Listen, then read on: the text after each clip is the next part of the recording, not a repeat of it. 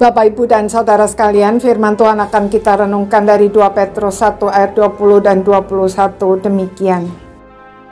Yang terutama harus kamu ketahui ialah bahwa nubuat-nubuat dalam kitab suci tidak boleh ditafsirkan menurut kehendak sendiri, sebab tidak pernah nubuat dihasilkan oleh kehendak manusia, tetapi oleh dorongan Roh Kudus orang-orang berbicara atas nama Allah. Saudara-saudara sekalian, dalam dunia ini banyak dongeng yang dipercaya sebagai kebenaran dan diajarkan secara turun-temurun. Namun, dongeng tetap dongeng, walaupun di dalamnya mengandung nilai moral yang baik, tidak dapat disejajarkan dengan firman Tuhan. Itulah sebabnya Petrus perlu menegaskan bahwa semua yang dia sampaikan adalah firman Tuhan yang dia dapatkan dari sumbernya yang asli, yaitu Tuhan Yesus, Sang Firman hidup yang menjadi manusia. Bukan hanya itu, seluruh Alkitab dari Kejadian sampai Wahyu adalah firman Tuhan yang walaupun ditulis oleh manusia dengan segala akal budi, perasaan, karakter, dan seluruh keberadaan mereka, tetapi sebenarnya bukan karya manusia semata, sebab semua itu bukan ditulis atas kehendak manusia, melainkan atas dorongan Roh Kudus. Dengan kata lain, semua tulisan di dalam Alkitab dinafaskan atau diinspirasikan oleh Roh Kudus. Karena itu tidak boleh ditafsirkan semau kita. Ada prinsip-prinsip penafsiran yang tidak boleh dilanggar. Antara lain, yang pertama, kristosentris. Artinya, seluruh Alkitab berpusat kepada Kristus sebagai bagian dari Allah Tritunggal. Yang kedua, kontekstual.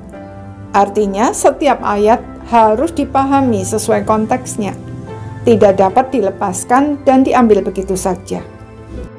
Yang ketiga, seluruh Alkitab merupakan satu kesatuan yang saling menjelaskan, sehingga tidak ada kebenaran yang berbenturan satu dengan yang lain. Yang keempat, paradoksal. Artinya, terkadang nampak berlawanan, tapi sebenarnya saling melengkapi.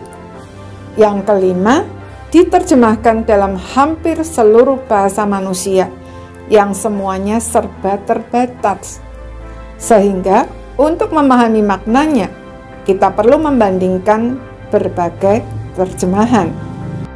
Saudara-saudara sekalian, menafsirkan Alkitab tanpa memperhatikan prinsip-prinsip tersebut sama dengan menafsirkannya semau kita sendiri.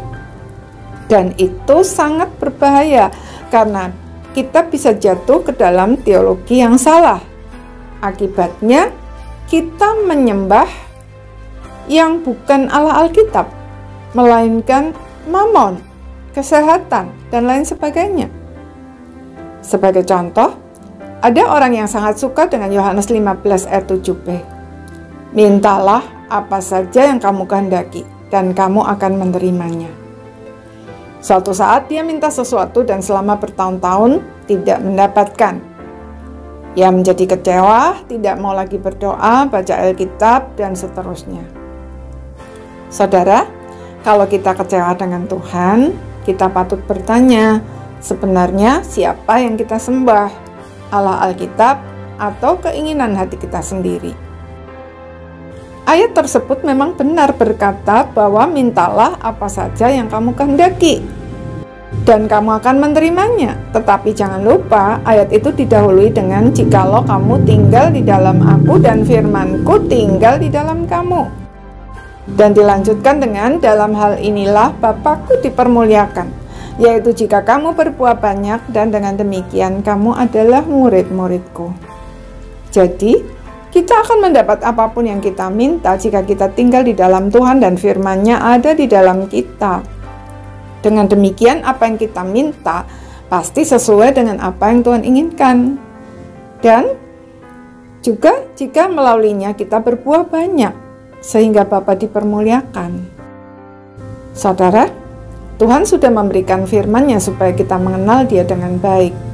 Karena itu, agar kita tidak salah menyembah, mari kita senantiasa mengingat prinsip-prinsipnya di dalam kita mempelajari firman-Nya. Kiranya Tuhan menolong kita untuk bertumbuh di dalam pengenalan yang benar akan Dia. Amin.